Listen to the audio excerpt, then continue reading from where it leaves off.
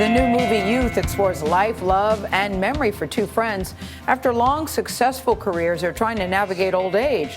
That's Michael Caine and Harvey Keitel star as the friends, along with Fonda and Rachel Weisz.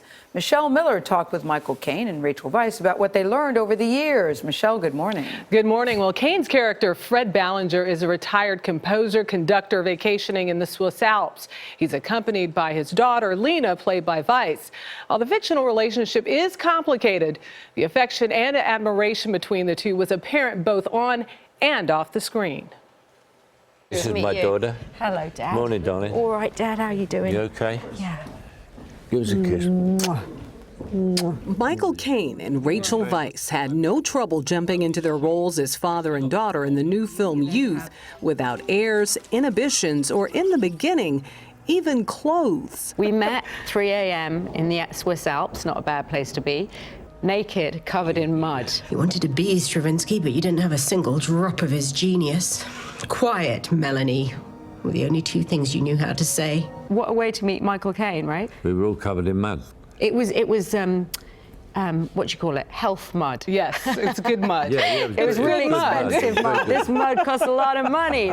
Tell me, Lena. The mudslinging couldn't suppress their on-screen chemistry. Julian's an ass, because I'm really good in bed. I know. What do you mean you know? You're my daughter. In all modesty, I was a wonder between the sheets. Even after more than 20 years of acting, If he turns me into a mummy, you're the first one I'm coming after. including an Oscar and Golden Globe-winning performance in The Constant Gardener, Take me to Africa with you. Weisz is still surprised by her success. I never thought I'd grow up and be in a movie with these icons, really. You never get used to that, you know, the people saying you're an icon and all that. You've become an icon from being yourself. There's not a forced bone in his body. It's too tiring to be false, isn't it? I'm basically lazy, so I'm always myself. It's the easiest way out. Caine grew up Maurice Micklewhite in South London, where gangsters were his family and friends, not just characters on the big screen. I want to know how Maurice Micklewhite became the debonair Sir Michael Caine. I used to play the butler, the policeman that came in at the end and took away the villain. And I used to get the tea and everything, run errands for the leading lady. Bet you did. Well, I basically married the third rep I was in, I married the leading lady. I did. That's a big old errand there. Yeah, it was a big errand. My name is Alfie. Caine went from bit parts Alfie. to movie stardom as the selfish womanizer in Alfie. He's won 2 Oscars as a man in love with his wife's sister and Hannah and her sisters, Lee, I'm in love with you. and as an orphanage's doctor in The Cider House Rules. Good night, you princes of Maine, you kings of New England. When I was about 61, 2 or 3, somewhere around there, I got a script and I sent it back to the producer with a note saying I didn't want to do it, the part was too small. And he sent it back saying, I wanted you to read the father, not the lover.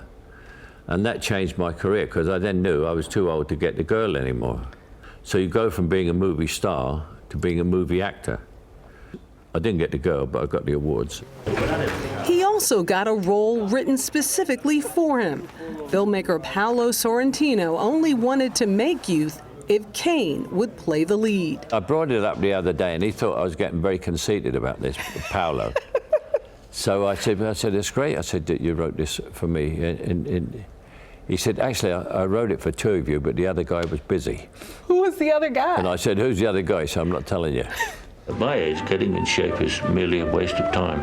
The film is really about having the spirit of youth. So Michael's character, I think, rediscovers his youth at his age. At the age of 82, he suddenly has a bright golden future. Usually when people ask me what the film's about, I usually say about an hour and 50 minutes.